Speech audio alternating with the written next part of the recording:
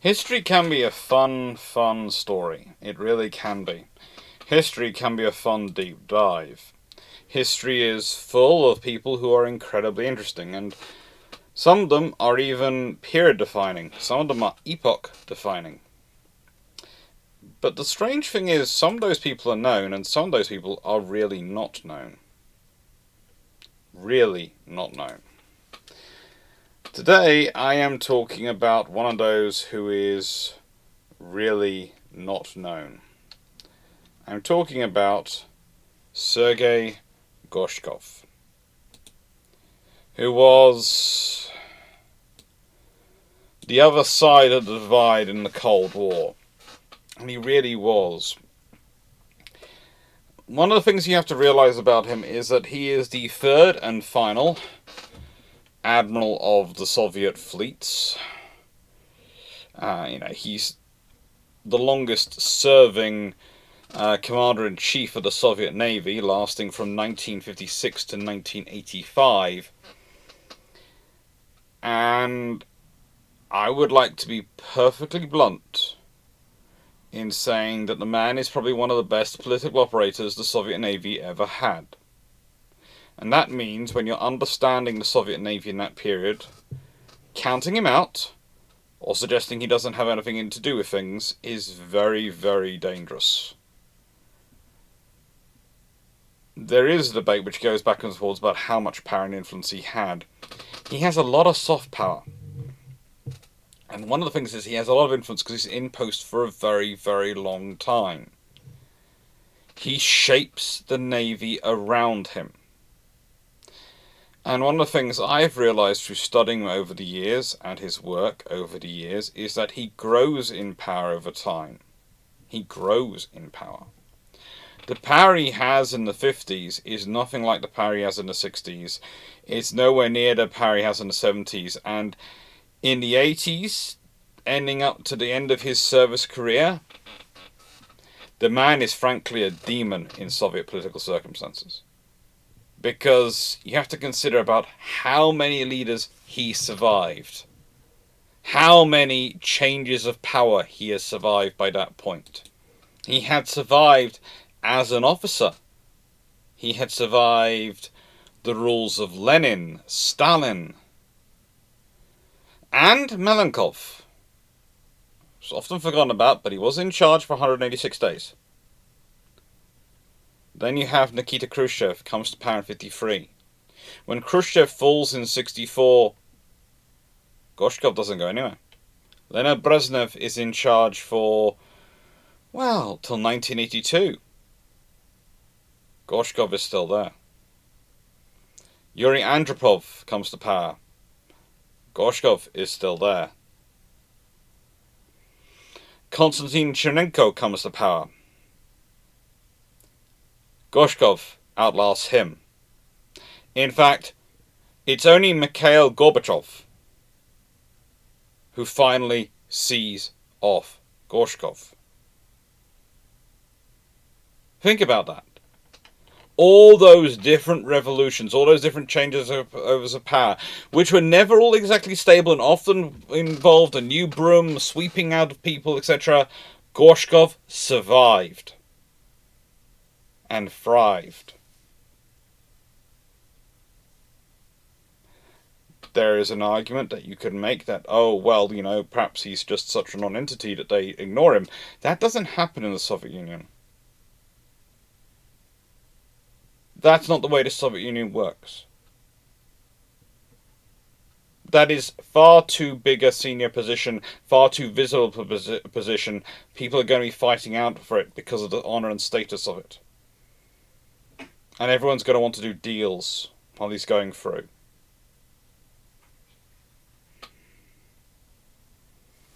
His survival, his position, is maintained and grown. That is a feat in the Soviet Union. And discussing all that is one of the reasons why we're going to be looking into him. Because this is Sergey Gorshkov. And I would say he is one of the people who probably deserves to have a chest full of medals. Considering his wartime service and what he gets up to, he's one of the people who actually walks the walk as well as talking the talk. He certainly has experience, he certainly has value. And he has the ability to play in all sorts of different warfighting operations. And as said, he is the last admiral of the fleet of the Soviet Union. The last. Ivan Isakov died in 1967. He was promoted on the 3rd of March 1955. Nikolai Kuznetsov had been promoted in 1955, retired in 1956, died 1974. Sergey Gorshkov, promoted to the rank, achieved it in 1967. We have a winner for the longest serving holder of the title of Admiral of the Fleet of the Soviet Union, because he, of course, doesn't retire till December 1985. 18 years later. 18 years. Kuznetsov had managed less than a year. Ivan Isakov, well, he dies in 67. He's promoted to the rank. They don't really discuss when he retires or when he leaves service, but he's kind of pushed to one side. And he'd stopped being Chief of Naval Staff in 1945. And he has some respect, some work. He has some joys with the USSR Navy Minister and various other things, but yeah, he's basically not doing anything frontline. He's a member of the Oceanographic Committee of the Academy of Sciences from 58 till 67 and is doing work there rather than Navy. It's all a stark contrast to Gorshkov, who has the title, has the power and position of it, and managed to stay in service. And yes, there are Navy ministers who technically outrank him. But the thing is, whilst they technically outrank him, they come and go. If you've ever seen Wall-E, the movie, Wall-E, you'll note there is a scene in it, when when the captain of the liner is looking at all the pictures of their predecessors, and the autopilot gets bigger and bigger and bigger and more of a presence in the picture as the captains get less and less fit and less capable of doing their duties. Less and less capable of doing their duties. Who's really running the show? Is it the captain or the autopilot?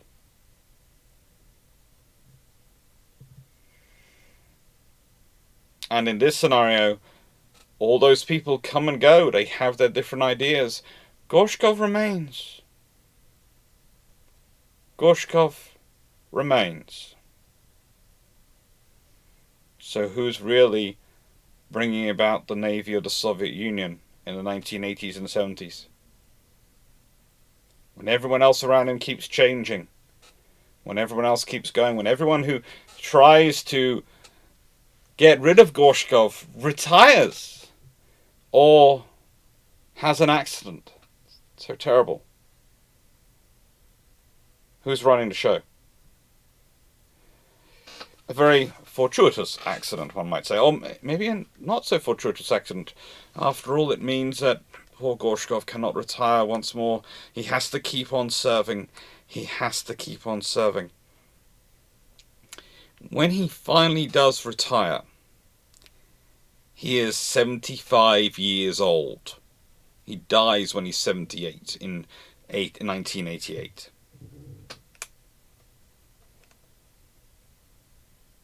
He'd served in the Soviet Navy from 1927 onwards. 1927 onwards.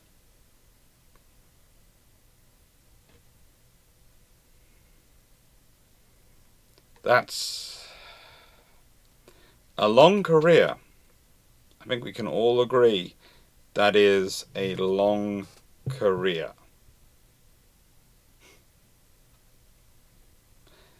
58 years.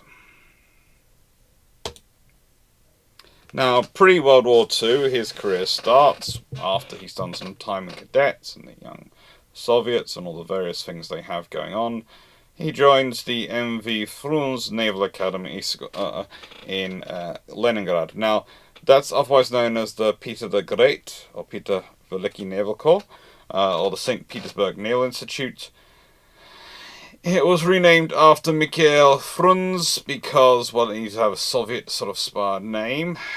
It's a good school. It's a capable school of churning out officers. At this point, it's rather suffering from a lack of experienced lecturers, but still they're doing as good a work as they can do. And then, when he graduates in November 1931, he goes to the Black Sea Fleet. He goes to see their naval forces, and he serves as a watch officer aboard the destroyer, the Frunze. Yes, the Soviet nation not only needed to make sure everything had the appropriate Soviet name, there weren't that many appropriate names they were prepared to give out, so some things turn up rather a lot. Within a month, he's that vessel's navigator. Yeah. He literally graduates in November 1931, joins the destroyer the Frunze as a watch officer, and by December 1931, he is the destroyer's navigator. I'm not saying he's not good, he is good. I'm also not saying that the Soviet Union is kind of lacking naval officers at this point, which means that if you're in any way, shape or form mildly, potentially capable, you are going to suffer a bad case of rapid promotionitis before you are trained or ready for it.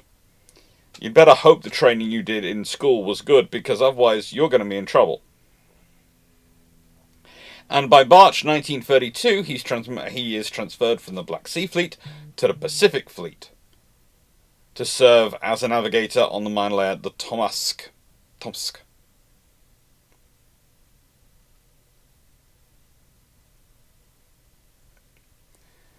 He gets promoted again, and he becomes the navigator of the flagship of the Mine Laying and Mine Sweeping Brigade in January 1934. So if you think about it, from November 1931 to January 1934, we are talking about 28 months in total.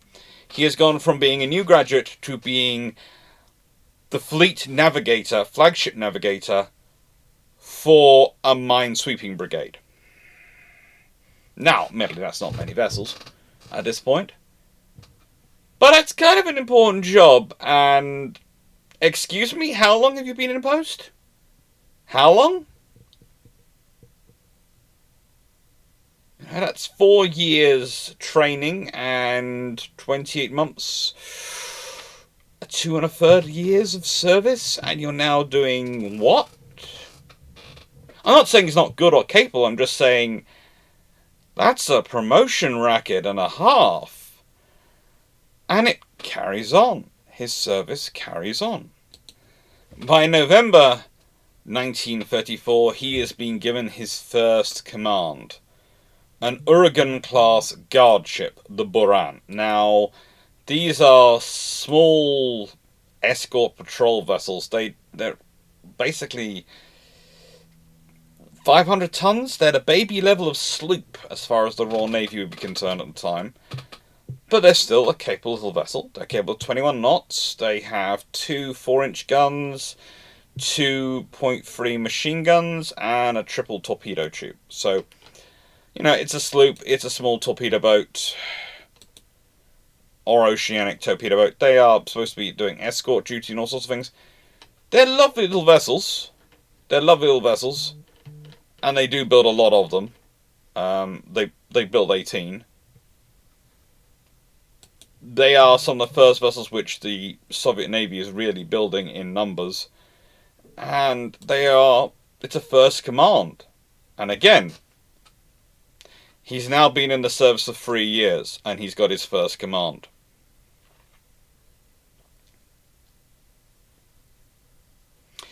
He only has her for a short while, because by December 1936, so a couple of years later, he studies courses for destroyer commanders, which he does till March 1937. And this is because getting commander destroyers, the Soviet Union had worked out that they were having problems. They needed to do a lot of extra training. They had a lot of people coming up who were very young, who had very little experience, and they needed to try and boost their training as much as possible.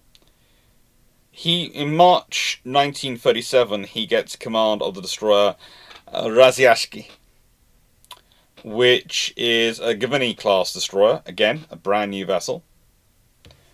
And that's wonderful. That is wonderful. But think about that again. That's March 1937. He'd joined the training program in November 1927.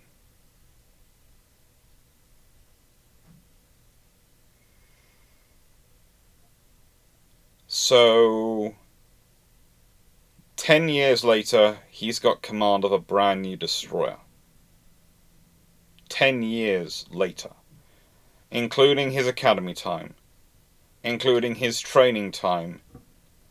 He spent roughly 5 years on ships and 5 years in training. Again, I'm not saying it's not good. I'm just saying that one of the things you notice with the Soviets is because they have a shortage of naval officers because of the legacy of the revolution and various other things, they are forced to promote anyone who's got even the slightest capability as quickly as they possibly can to have a functioning fleet.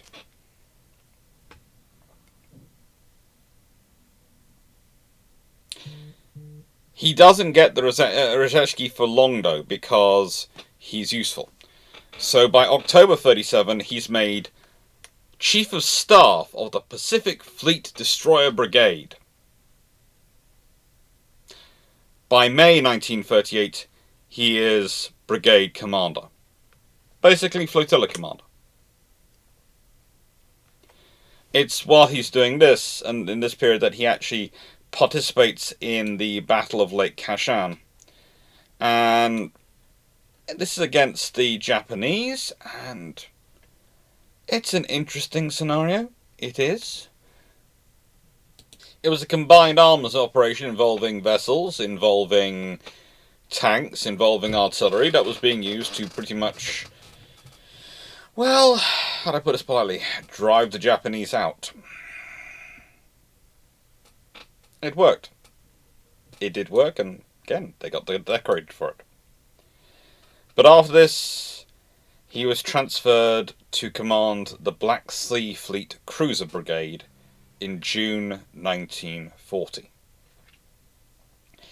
And that's where we find him, pretty much, when World War II, for the Soviets, kicks off properly. Now, after Operation Barbarossa began, well, Gorshkov's Destroyer Brigade participated in various operations, and he's actually promoted to Rear Admiral on the 16th of September. Now, when I say Rear Admiral, I mean, actually, I'm not going to tend to pronounce the Russian variant, but it's actually a translation of Contre Admiral. It comes from the French ranking for Rear Admiral. So, it's a fun thing. A lot of the Soviet designations and ranks are derived from either the French or the British naval history, and they are given, they're given a Soviet spin in some regards, or at least a Russian flavour in terms of their styling. There's also the fact that the Russians and this period, the Soviets, have 4 ranks of Capitan. You have Capitan Lieutenant, you have Capitan Third Class, Capitan Second Class, and Capitan First Class. So you have a lot of officers potentially on a ship who can be mounting to the rank Capitan. It's fun. But to be fair, that fits them at the time because, again, think about how quickly Gorshkov had been promoted up the ranks. And think about this again. We are talking about 1941, September 1941, and he has been made a Contra-Admiral, a Rear Admiral. In simple terms, he's been in the Navy for 14 years. 14 years. 5 of those years have been in training establishments. 4 years at the beginning, etc. He is now a very senior officer. Okay, yes, he's the equivalent of 1 star. In other navies, he'd probably be called a Commodore. But this is what he is. He's in the Soviet Navy. He's now a Contra-Admiral, a Rear Admiral. And during the Siege of Odessa, he leads a flotilla and a force which is doing the landing in the Grigovacia area. And then he takes command of the Azov flotilla. And he does well in this. He turned into a bit of an amphibious warfare specialist. He even organises the landings on the Kerch Peninsula in January 1942. And in August 1942, he commands 150 vessels to break out from the Sea of Azov into the Black Sea because of the Soviet withdrawal from Novorossiysk. And he carries on doing well. It's worthwhile noting that even when his flotilla is disbanded, he becomes Deputy Commander of Naval Forces, and he gets a post on the Military Council of Novorossiysk Defense District. This is important. This is trusted. And it's one of the things of, even when he doesn't succeed, he succeeds upwards. He actually temporarily gets charge of the 47th Army, or rather some troops of the 47th Army, during the Battle of the Caucasus, and actually commands ground forces, and is doing well. Doing very well. Over the course of the war, he'll be mentioned 7 times in personal orders by Joseph Stalin. Now, for an officer to be mentioned that many times, that's status. And for a naval officer to be mentioned that many times, you get written up once. Stalin probably doesn't even bother remembering your name. Twice. We're going to take note. 7 times? Wow, you're now probably on the potential rivals list as far as Stalin's concerned. You're getting up that much of a standing. After his operations in the Battle of the Caucasus, he gets to take charge of the reformed Azov flotilla in February 1943. He then carries out landings at Tagarong, Mariupol, Osimpenko, and basically takes care of the logistics of the North Caucasian front and the eventual capture of the Taman Peninsula. November 1943, he's doing the Kerch-Elklin operation. He's personally in charge of the preparations and landing of the troops for main attack. He is a trusted amphibious warfare officer. This is the thing. If Gorshkov needs to be around for anything, it's his amphibious warfare practice. He trained as a destroyerman. He trained as a small troopman. He spends most of his World War II leading amphibious operations and doing frigging well in them. And he does well enough, he ends up being the only senior amphibious warfare officer who ends up in command of an armed forces at the end of World War II. Well, after World War II. If you consider all the other officers who ran amphibious warfare, primarily focused units, look at how far they get. Look at what seniority they get in their services. And consider Gorshkov gets to the top of his. And for this, he's awarded the Order of Kuznetsov, first class, and the Order of Ushkov, second class. And that was for his command of the flotilla that recaptured Crimea. And then, well, they're now moving inland. And who did the army commanders request to command the Danube flotilla? It's Gorshkov. He's going to secure the logistics up the Danube. And in April 1944, he takes that unit during the Jassy-Kinstev offensive. and supports the troops all the way up through the Dniester and the Danube Belt. By November 1944, he is managing the personnel pretty much carrying out the Belgrade and Budapest offences. And that's he doing as a Vice Admiral now. He's now a Vice Admiral. In December 44, he's transferred to command the Black Sea Squadron, Black Sea Fleet Squadron, and ends the war in charge of basically running the Black Sea Fleet. He's done well. He's done really well. And from that point on, well, he ain't looking back. He ain't looking back at all. After a while, with World War II ending, his de facto command of the Black Sea Fleet is recognised and formally adopted as Chief of Staff of the Black Sea Fleet in November 1948. In the meantime, he has basically been running things as the constant there. And it carries on. He managed to become commander of the fleet in August 1951. He's promoted to Admiral, full Admiral, in August 1953. The Black Sea Fleet is rising high in regard and in operational capability. In July 1955, he is appointed as First Deputy Commander-in-Chief of the Soviet Navy. Nikita Khrushchev likes him. He trusts him. He's worked with him, remember, in the amphibious operations. And he makes him Commander-in-Chief of the Soviet Navy in January 1956, succeeding Kuznetsov, the guy who the aircraft carrier was named for. And this is the point. He is now Commander-in-Chief of the Soviet Navy and Deputy Minister of Defense of the Soviet Union. He gets his full rank of Admiral of the Fleet in 1962. And he completely oversees the naval build-up, the selection of forces, the creation of a naval power and naval strategy, the adoption of nuclear weapons, nuclear power. All these things come under his time.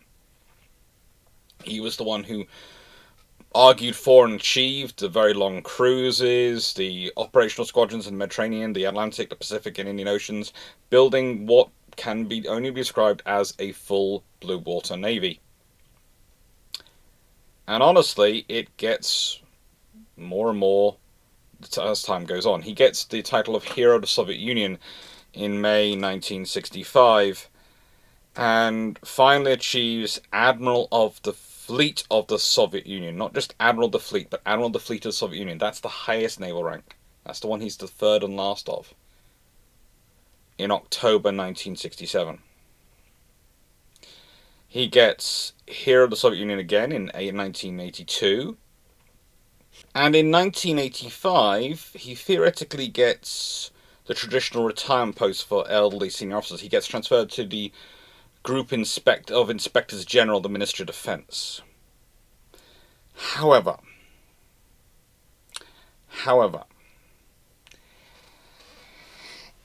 he then proves to be very active, because by tradition in that role, you don't do anything. By tradition, at that point, you go into that post, and then, Vladimir Shevinin, who takes over after him, should be just happily in charge. Should be happily in charge. And he's not. Because Gorshkov, who outranks him, who was in his post before him, who basically appointed everyone around him, keeps turning up at bases, keeps doing inspections, keeps commenting on designs, keeps being incredibly active and annoying. Frankly, when he dies in May 1988, the fleet works out he's died far sooner than they get the official notifications out to the various forces, because he hasn't turned up at a base that day to ask questions. And you might be wondering, well, he dies in Moscow. He has a habit of turning up quite regularly. Very regularly. He has basically been doing a non-stop progress. The man has done more trips across the Soviet Union from end to end to visit the various naval bases than pretty much any other leader at the time. This gentleman, in the last 3 years of his life, racked up more railway miles than, frankly, anyone was supposed to be capable of. happily, causing a lot of problems for his successor, because every time he came back, it seemed to be another report, another critique, another lesson which he would go and give a lecture of in the various naval academies to prepare the officers for a better future, for how to better run the Navy. Honestly, the worst thing you could do with this guy was give him the title of Inspector General. Because he didn't think of it as, oh, a retirement plaza. He thought, I'm now an Inspector General. I will go and inspect everything.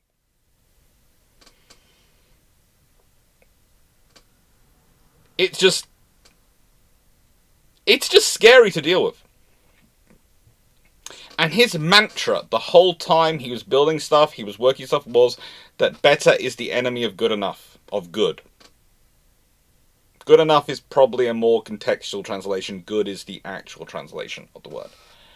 And realistically, what he means is, I would rather have a lot of things which are 80% solutions than have far less, but they be 95, 100% solutions that I won't get enough numbers of. Because he knows, from his experience in World War II and his experience in a lot of things, that it's a numbers game to an extent. That warfare is about logistics, warfare is about having ships, warfare and conflict management especially are about presence, are about having enough vessels around the world. Now, to be honest, some of that does cause problems. I mean, you can stick at his fault some of the issues that happens with the nuclear program and the safety scenarios on the nuclear submarines. But also there's the fact that once he finds out that people haven't been doing the good, they've been doing the bare minimum to, frankly, it works and that's all we're caring, that's the problem. That he then does his best to solve that. Because there is a way you can misread this. The good is the 70-80% solution.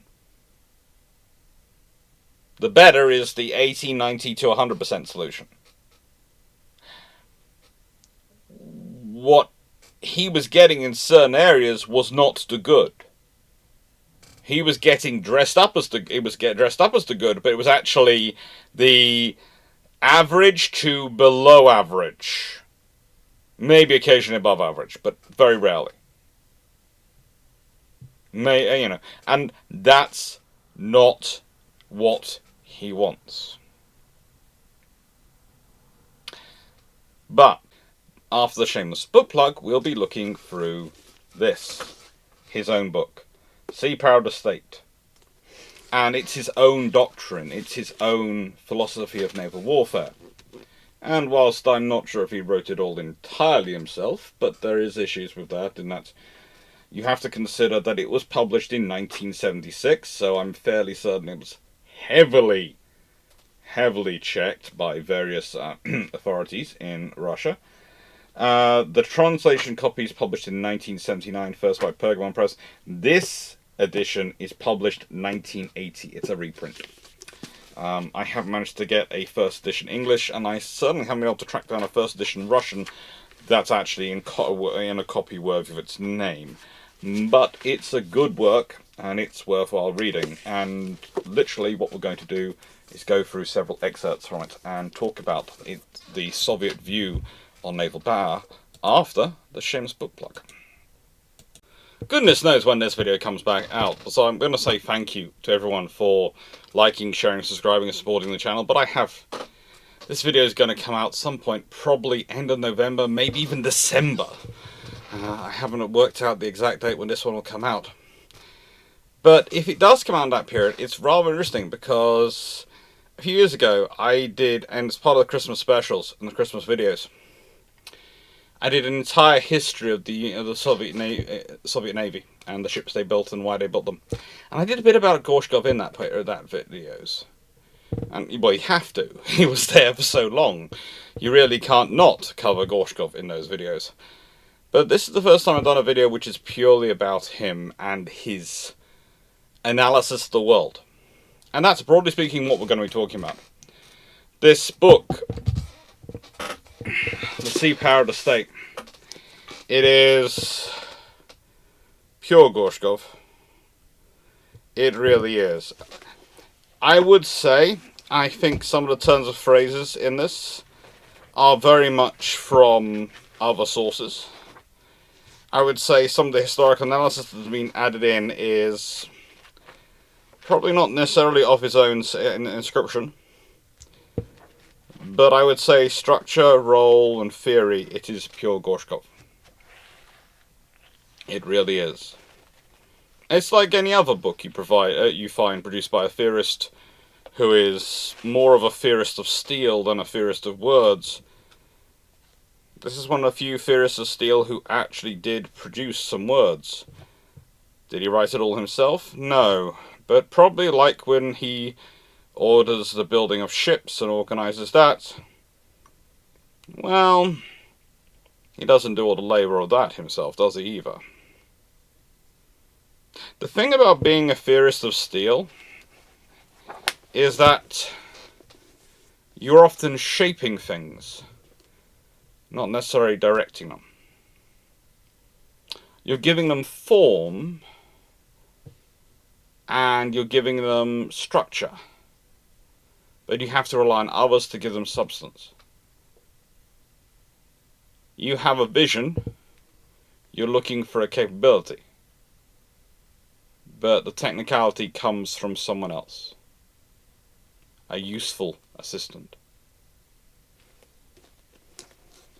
Maybe it's a naval constructor. Maybe, in this case, it is a friendly academic instructor at one of the naval institutes. That would be my serious suspicion. That would be certainly what I would think of. And it is a good work because of this. Because it gives us not only an insight into the thinking of Gorshkov, but also an insight into the teaching of history in the Soviet Union in this period. So it's a two-edged sword. Saying that, there are some sections in here which are... you have to do a lot of reading between the lines of to really work it out. But you have to remember that one of the critical things of publication in the Soviet Union is you can criticize individuals, but you must never draw massive conclusions to be seen to be criticizing the state. Individuals can make bad decisions, but the state cannot. Individuals can have failings, the state cannot. And by counterpoint, foreign states are always making mistakes. But still, it's worth a read. And thank you for supporting the channel. Thank you for liking, sharing, subscribing, helping the channel grow, all that stuff. I'm sure if this is coming out Christmas, I'm probably talking about the fact that I have the bet is 20,000 subscribers this year, so I have no ideas if I'm going to be anywhere near that. I can hope I will be, but I doubt it. But thank you to everyone who's supporting the channel, and thank you to everyone who's making it possible for me to do all this. Thank you, and take care. That being said, let's start with sea power, shall we? Now, my plan with each of these pages will be to extend them out to full screen. So if you've got on full screen, you can freeze it at that point, and so you can read it for yourself. And then I'm going to read through and discuss it. Okay? So for those who can't really see the text, don't worry, I'll read it out. But for those who can and wish to freeze the screen, I'm going to expand it, and I will do this every time. I'm just going to explain this though the first time. So here we go. Expand it out.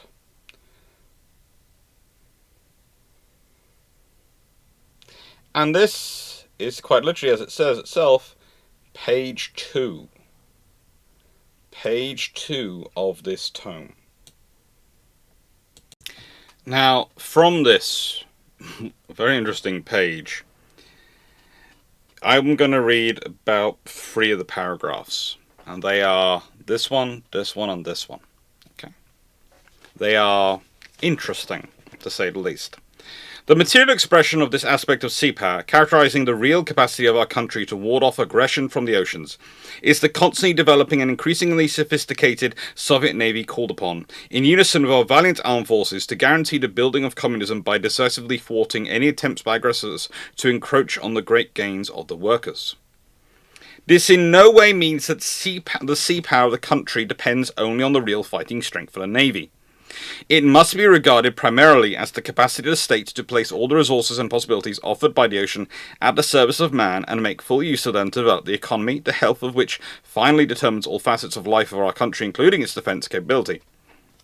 In this context, the concept of sea power to a certain degree is identified with the concept of the economic power of the state. Accordingly, sea power may be regarded as a constituent part of economic power. Just as the latter determines military power, sea power, mediated by the economy of the state and the exerting an influence on it, carries within it an economic and military principle. The circumstances which force us to include in the concept of sea power of the state of prerequisites of a military character are due to factors at international level, notably the existence of imperialism, extending its rapacious adventures also to the hydrosphere. Therefore, as long as imperialism exists, the inclusion of the military component in the concept of sea power of the state is an imperative necessity. In these conditions, the Navy must be regarded as one of the most important components of sea power, serving as a reliable guarantee of the security of our country and an important means of ensuring its interests at sea. Now, this is quite a decisive point. Sea power has been linked to economic power for a very, very long time. It's a core part of most naval doctrine, and development of most philosophies of sea power. Once we leave out the phrase imperialism, okay, and you have to remember, kind of like the Greeks, everyone who was outside the door was a barbarian, and it's the same with the Romans, they adopted from the Greeks. In this scenario, imperialist stands for everyone who disagrees with us. Believe it or not, at certain points, China was considered imperialist, even though they were in a fellow communist country, because they were fighting conflicts over their border disputes. So basically, imperialist means anyone you have tensions with in Soviet lexicon and Soviet phraseology. So whilst it's, people naturally tend to want to associate it with, imperialism as in the colonial imperialism, by this point, we're talking imperialism is basically being used as anybody who's doing something we disagree with at sea, or doing something which is in our interest at sea. And this is the point. The sea is about your economic interests. Access to the ocean is about your economic interests, the strength of your nation as a whole. It's why it's so important. Guaranteeing that access to the sea, that's where you have navies. That's what navies are about. Guaranteeing the access of your economic interests, guaranteeing the protection of them. And they also come into wider security regions. If you're considering things like your nuclear strategic deterrent, again, hiding that in the world's oceans is a lot easier than hiding it on land. On land, it's going to be more visible, it's more easily approached. At sea, it's constantly moving, and it's below the waters, which makes it more difficult to pick up and detect. Now, I do realise there are some modern systems. Someone's going to point out, but what about weather satellites and the way they can chart the world's oceans? Yes! And as soon as we have enough computing power that we can have accurate computer models, and enough data that we can have accurate computer models, that we can actually model the Earth's oceans down to the level at which we can pick out anomalies with a decent degree of accuracy, submarines are still going to be able to be hiding down there. That's it. It's going to be hunting for a noisy fish, still. And that's difficult. That's really difficult. Especially when you've got submarines which are emphasizing their balance on silence over speed and maneuverability, i.e., they're emphasizing the ability to hide to deliver their payload, rather than the ability to attack to deliver their payload. But still, it's some interesting sections. It really is. And then we get on to what is page 215. And there is a reason why we skip quite a large chunk of this book. The book runs like this. Oceans and the Sea Power State runs from pages 1 to 58. Pages in the History of Navies runs from pages 59 to pages 155. And that basically takes you up to the Second World War. And to say that has some interesting history in it, we'll leave to one side. That is the section which I'm fairly certain is mostly written by someone who is not Gorshkov. The pages, chapter 1, I'm fairly sure is Gorshkov. Chapter 3, Development of Navies After the Second World War, feels like a staff paper. It really does. But then you have Chapter 4, which is pages 213 to 277. That feels again like Gorshkov's writing. When you read through the book and read through the phraseology, it then becomes a very consistently one author, not a group of authors, not a collective author approach. Even with the translations, it does show off that to an extent. And then we get on to the conclusion. Again, the conclusion is a very typical Soviet conclusion. So this is why I have chosen the sections I've chosen. I've chosen excerpts from the bits which I'm fairly confident were written actually by Gorshkov, rather than farmed out while he was off running, well, let's be honest, running the Soviet Navy. So, we're going to page 215 next, and this is a fun section. This really is a fun and interesting section. It's under a section titled Problems of Naval Art, and the subsection Fleet Against Fleet and Fleet Against Shore Actions. And again, well, it's worthwhile reading.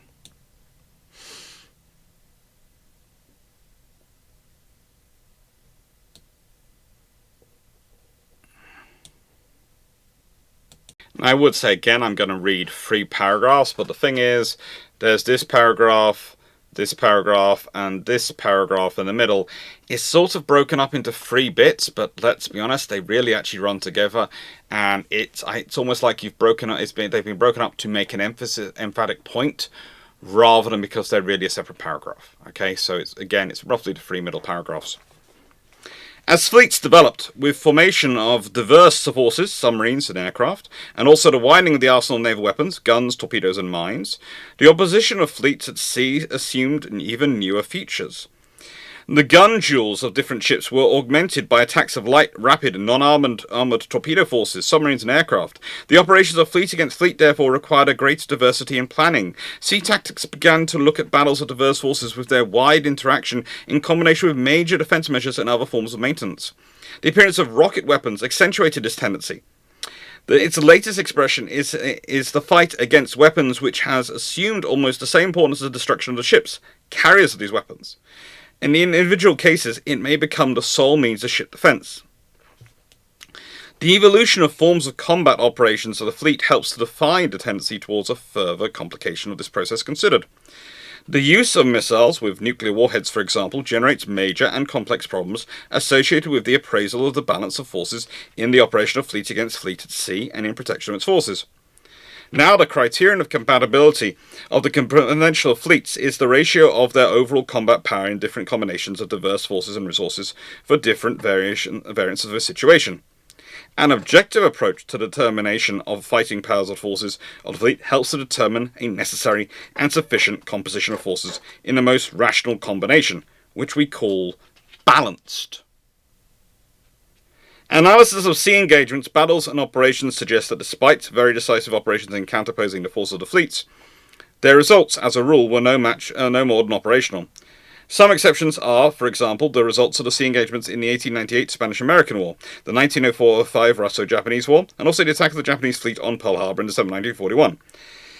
At the same time, the totality of the operations of a fleet against an enemy fleet in the war was often of strategic importance. Thus, for example, of undoubted strategic importance were the sea campaigns of the Russian fleet in the Mediterranean in the 18th to 19th centuries, the struggle for Atlantic communications in the First and Second World Wars, and also the operation of the Soviet fleet in the years of the Great Patriotic War, in the sea theatres adjoining our territory. Should world imperialism launch a new world war, the prevention of nuclear strikes from sea would undoubtedly be of a strategic character.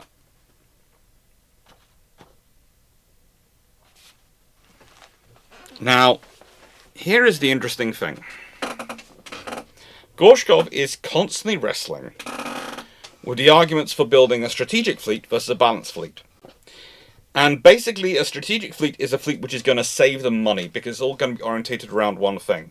The nuclear weapons, maybe submarines. Gorshkov is always building a case for a balanced fleet. A balanced fleet. There should be no surprise that this book is published the year after Kiev is commissioned.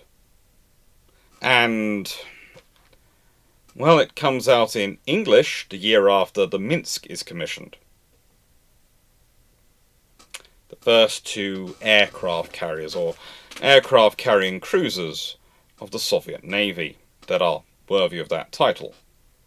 I realise there have been some helicopter carriers before the Moskva class, but it's just more polite to ignore them, okay? It's nicer and kinder to everyone involved in that episode to ignore them. Please ignore them. It's kind of like ignoring the Blackburn. It's something we just do for the good of our health and our sanity. But when you're looking at this and the structure he's arguing for a balanced fleet.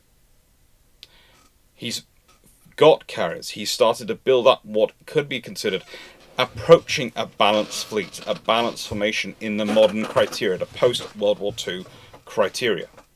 But he's got to continually make the case for it, because a strategic fleet looks cheaper. It looks like it'll leave more resources for the army. And remember, in the Soviet scenario, there comes the strategic nuclear forces, the army, the air force, possibly the border guard of the KGB, especially the KGB ones, and then a navy. Now, he, through a lot of political action, has managed to push the navy up a little bit in terms of funding priority. He's managed to get more money and more support and longer-term investment, all good things. But it's still struggle to make it a balanced fleet. He wants it to be a balanced fleet. He wants it to be a viable force.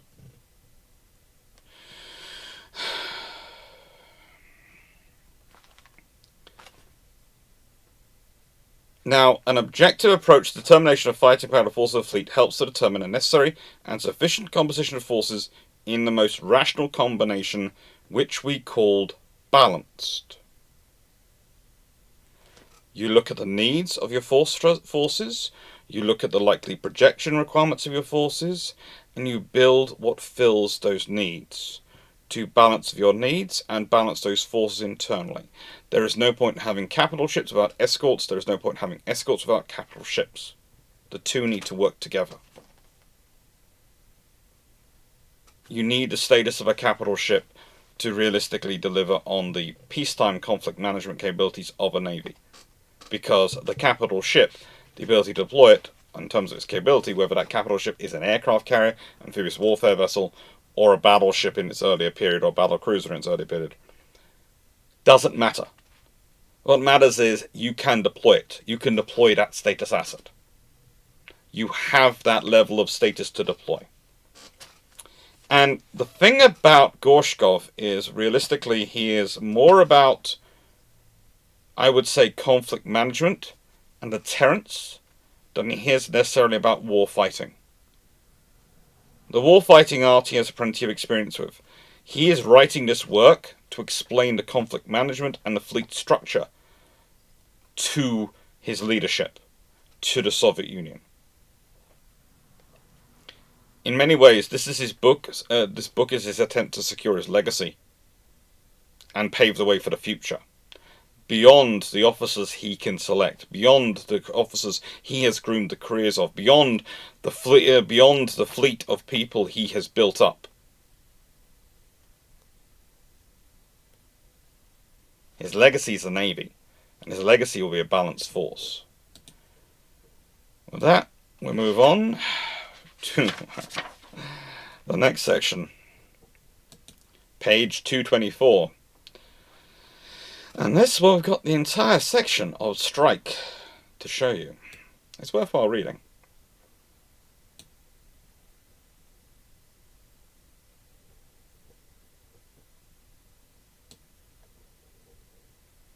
Gave you a few extra seconds then. Now, I will say, the strike section is one of the most interesting things to me, because the amount of stuff that in the Soviet Union you must dress up as newly discovered information and newly discovered things, and it's something which the Soviets are pushing forward and are bounding forward into newness.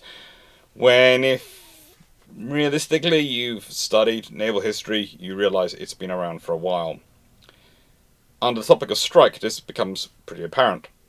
The growth of naval power... The growth of the power of naval weapons at a particular stage of its development brought a quite new understanding of such a category as strike. Earlier, the concept of strike was accompanied by the modifying adjectival definitions gun, torpedo, bomb, and at one time ram. That was only in navies which were subordinate to armies and were thinking in terms of linear tactics. That is, this category was considered only a tactical concept and only in individual cases. For example, in expression strike from sea, did it assume the importance of a concept of operational status. That's a new one for pretty much every major navy in the world at this point.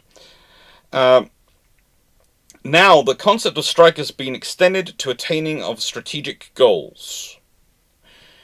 It is considered that strike is becoming the dominant form of use of forces since it allows modern combat operations to realize to the full their potential from enormous distances and different directions, and thereby even attain such a strategic objective as the devastation of the military economic potential of an enemy.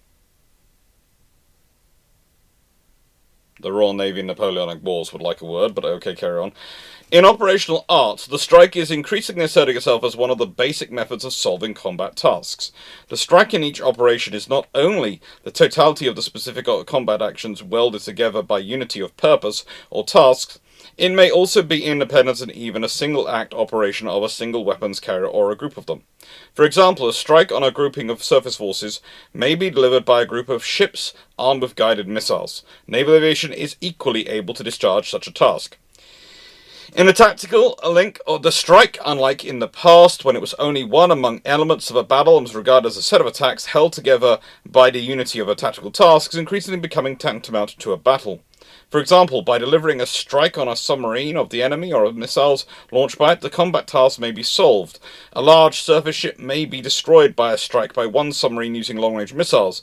The third amount of this tendency is promoted by the constant increase in the range and power of naval weapons, which makes it impossible in certain conditions to solve tactical tasks not by sustained and stubborn opposition, but by unilateral, single-act action against the enemy. Thus, strategic, operational, and tactical objectives can be reached by strikes. In individual cases, the strikes delivered under the norms and rules of tactics, for example by missiles from a submarine on land targets, can immediately bring strategic results. This is an already new quality in a category as customary for us as the strike, which is undergoing changes in the process of development of the material base of the armed struggle at sea and its necessary naval art. Now, here's the thing. You have to remember the context this is being written. It's being written in the context of the Soviet Union, and it's trying to sell sea power to the Soviet Union and investing in a balanced fleet to the Soviet Union. So, yes, you need to dress stuff up as new. You need to bring about the capability. You need to talk about it as an operational something new.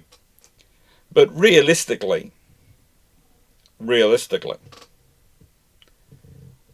artillery bombardments from fleets have been something which has been a constant for a long time. As long as they've had cannon, that's been an option.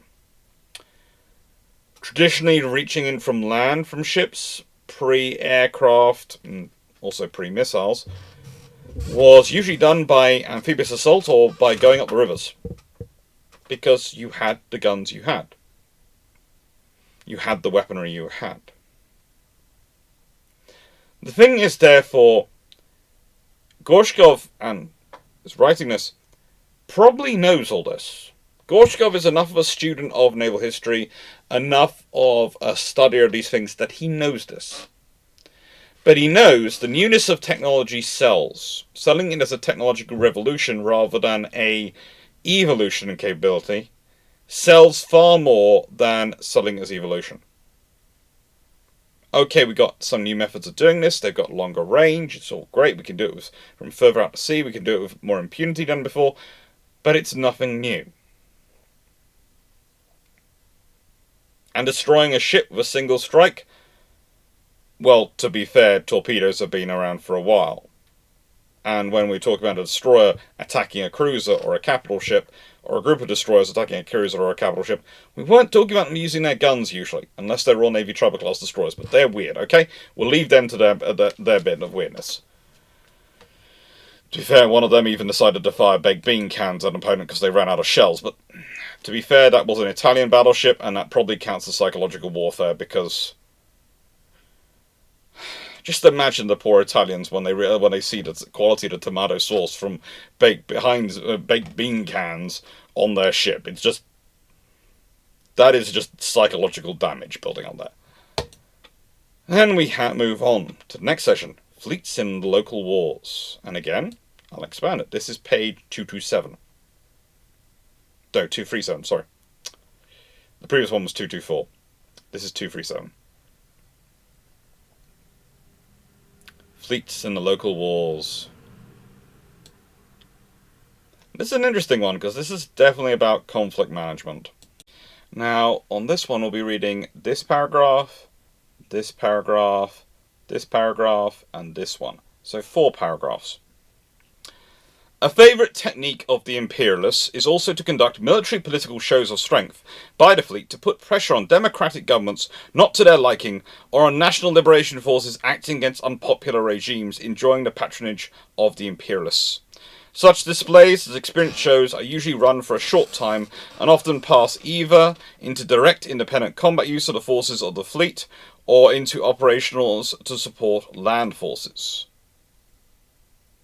Yup. The imperialists have mustered for local wars considerable forces of their fleet, the specific composition of which has been determined by the prevailing situation, the course of events and the character of the conflict. For example, against the small countries of Latin America, Panama, Dominican Republic, Guatemala, the US Navy has employed forces necessary only for the disembarking units and divisions of the Marines and supporting their operations ashore. The Americans took a different line in the period of the Caribbean crisis directed against the Island of Freedom. The USA used strike aircraft carriers, large formations of other surface ships, and large contingents of Marines. At the same time, vigorous preparations were made to use nuclear weapons and stage a large seaborne landing on the Island of Freedom. Military political moves were made on a global scale to put pressure on other countries to make them refrain from supporting revolutionary Cuba. Just in case you hadn't realised who the Island of Freedom was. In all military conflicts, whatever their scale, the imperialists seek to create and maintain overwhelming superiority in the forces over their enemies. This also happened in the 1950-53 war in Korea, during the events of Lebanon in 1958, and in particular in the 1961-73 war in Vietnam. Off the Vietnamese shores were permanently present the main force of the US 7th Fleet. In the final stages of war, from the spring of 1972, combat operations were conducted here by 4 to 6 strike aircraft carriers, 60 to 65 large ships of other classes, and up to 180 patrol ships and vessels. Over 30 ships and as many as 390 patrol and landing ships of the US allies engaged in combat operations.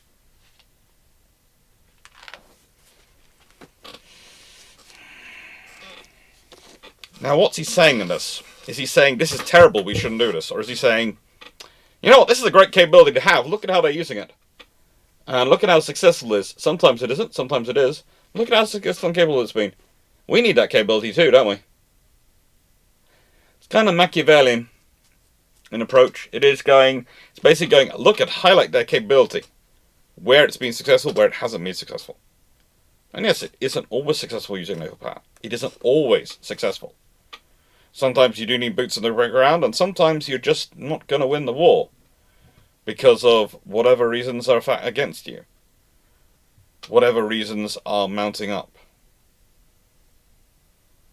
But the thing is, having the option for it does give you the option to do things without getting your hands dirty. It gives you options. That's what he's selling in this case. Local wars. Yeah. If we have enough ships, we can do that. If we have enough power around the world, we can do this in our favour against the imperialists, aka NATO, and the America and our opponents around the world. It's a simple argument, but it works. And then we have fleets in peace. Page 247. That's an interesting one. Again, Let's expand and see. If you'll notice, I use these seconds to usually flick through the book to put the page and that page. Now this time we're going to be dealing with this paragraph, this sort of mini paragraph, this full paragraph, this full paragraph, and then this shorter paragraph. So basically the top half of the page. Policy, as Lenin taught, is a concentrated expression of the economy, the state of which primarily determines the power of such an important instrument of policy as are the armed forces of the nation. It is precisely in the state of the armed forces of a given country that its economic power is reflected. Graphic confirmation of this, and a conventional indicator of the level of development of the economy of a country, may be the Navy. The modern fighting ship, wrote Engels, is not only the product of heavy industry, but also, at the same time, its model. A country with the best developed heavy industry will enjoy almost a monopoly of building such ships. Political strength at sea, based on modern warships, is not at all direct, but on the contrary, mediated by economic strength. These words were written at the very dawn of development of the steam fleet. Now their significance is much greater. To build a modern warship, a high-level development of all branches of industry and science of the country is needed. The building of an individual ship meeting modern requirements is possible only with the widest cooperation, only if each of the branches of industry connected with the shipbuilding supplies products of the highest quality. As a rule, several hundred establishments take part in the building of a fighting ship. The creation of a fleet as a whole, sufficient in complement to solve the tasks facing it with all the means of supply for its normal service, is possibly one only for states with a powerful economy. The long time taken to develop the material technical resources of a fleet, the relatively short service life for ships, and the attendant danger of morale decay of the forces on a fleet make special demands on science, which must lay down the guidelines for building a fleet for years and even decades ahead. There you go, there's a reality bomb. Building ships, it's difficult, and it's going to require a lot of integration to make it work. It's going to require a lot of work to make it work, basically. We have to have the highest level of skills, cooperation, design work, to develop these ships to the highest standard. Again, there is no surprise this book is coming out when it is. This is in many ways Gorshkov putting out a mantra. It is Gorshkov putting out an argument in favour of what he needs to do, of what he needs to build. It is also, and I would say this is the important thing, it is Gorshkov explaining the value of these ships from a status perspective. Because if you want to show how powerful, how great the Soviet Union is as a nation to the world, you've got to build good ships. And by the way, Gorshkov is making a link back to Lenin, who at this point was seen as the good dictator. Nikita Khrushchev had allowed Stalin to be questioned. Lenin was still considered great. And that means that by using Lenin as the starting point for this assessment, you've basically said this comes from Lenin's logic. Can you argue with Lenin, the founder of our state? Because to argue with Lenin in that case, isn't that to argue with the state? And the state can never be wrong.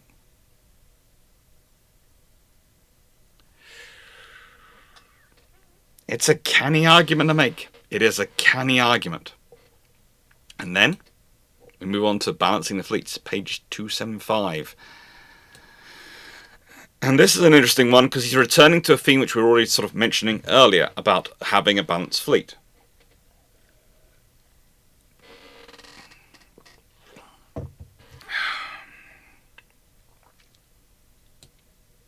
It's a good read. And we'll be doing, hence my getting a drink, pretty much the whole page from here all the way down to here. Hence I needed the liquid. The Navy did not have the necessary number of oceanic submarines, anti-submarines and anti-mine ships. The fleet did not have landing ships. Naval aviation had a low radius of action and anti-submarine aviation was absent. Fighters could cover ships at sea only in a narrow belt lying next to the coast, and flak armament of ships remained weak. The auxiliary fleet was represented chiefly by a base craft of doubtful seaworthiness. Thus, the Navy continued to remain coastal, and hence, at an operational and strategic level in a war with a strong sea foe, was a defensive factor.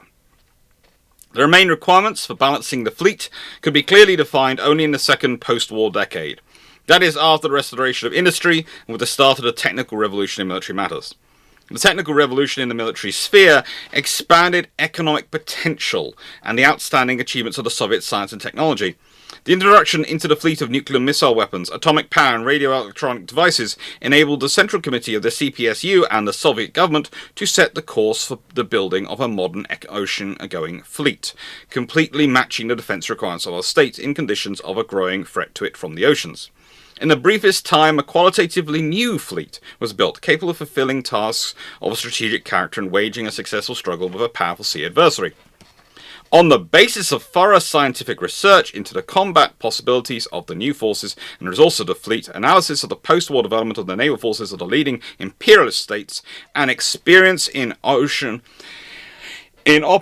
preparation of our and foreign fleets, all the directions of naval science were determined, the operational tactical requirements of the new forces of the fleet worked out, and a consistent theory of naval art created, opening the way to the planned development of these forces in the use of war. Operational tactical requirements are based on the thesis that a modern fleet, by virtue of the universality of the tasks facing it, must have diverse specialized forces. The optimal quantitative ratio of submarines, surface ships, aircraft units, marines, shore artillery missile forces, and also auxiliary vessels and other means of supply must allow the formations and tactical groups created independently or in liaison with the formations of other branches of the armed forces to overcome the counteraction of the enemy and successfully execute the tasks falling on the fleet. Scientific investigation confirmed that such requirements may be met only by a balanced fleet, and we already have its basis.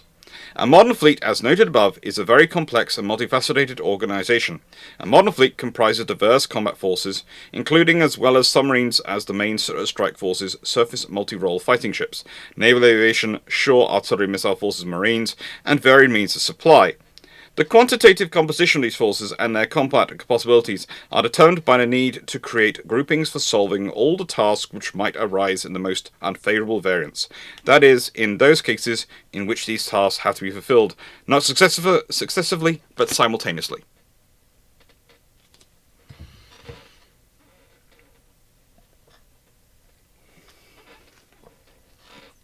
Not successively, but simultaneously. Good old Gorshkov.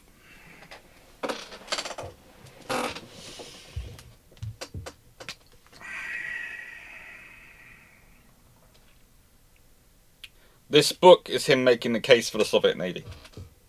But it's also making the case for most modern navies, honestly. It realistically is.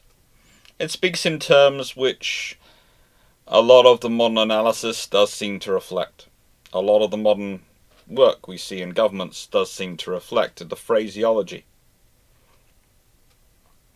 I'd argue that's because for many years the academic and institutional investigation into governance was really only being run from one part of the world, because only one part of the world was prepared to fund it, which shaped a lot of the linguistics used. But that's a whole different area of expertise and a whole different area of analysis, and it's off the route of march for this particular topic. The thing is, and the question which I want to finish with, and I want you to finish on this thinking about, is how would Gorshkov go about defining and arming your nation? The thing is, we know how he goes about arming and defining the interests and the needs of the Soviet Union and what he built up. We know what he does. We even know what he was aiming for. We know he was aiming for a balanced fleet. And he was making the case of it in the strongest terminology possible for the Soviet Union. What we don't know is what he'd have done for others. I think Gorshkov would have been a good naval officer wherever he ended up. I really do think he would have been. He is passionate about the sea. I don't think he'd have had the same startling rise, and I think he'd have had more competition for senior positions in other navies, but he does very well. And he's smart enough to stay in position for a very long time, which in the Soviet Union is a difficult task in and of itself. And he shapes the Soviet Navy.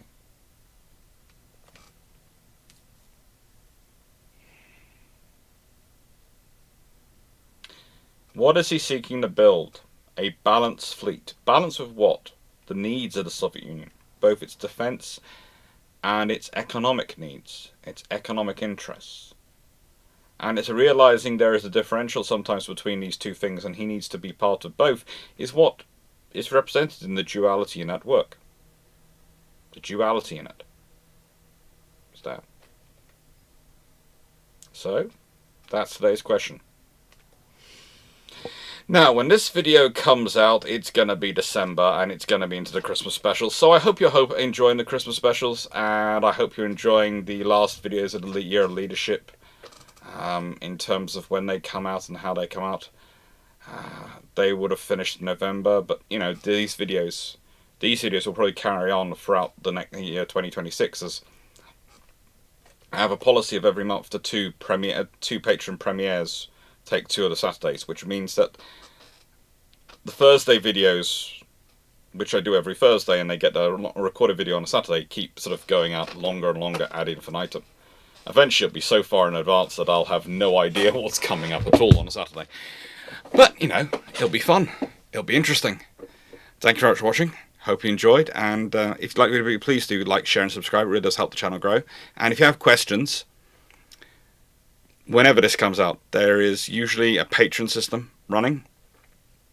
And what I do with Patreon is I have people put in suggestions, the patrons put in suggestions, and then there's a patron vote for the suggestions. So I then put them into a sort of a voting system. At the current time, when I'm recording this, I'm still using the patron system, but I am finding it increasingly annoying. So who knows, by December, I might have got annoyed to the point I've gone hunting and I found a different system which can allow me to put in more options, so I can literally take all the options instead of cutting it down to 25, put all the options up for a vote and just have that vote link open to all patrons. I'll have to see if I can do that, because I do find it annoying that I'm limited to 25 options by patron, because sometimes people put in that I've got 40, 50 great options and I just feel sad for it almost. But we'll see. Thank you very much for watching. Hope you enjoyed, and take care.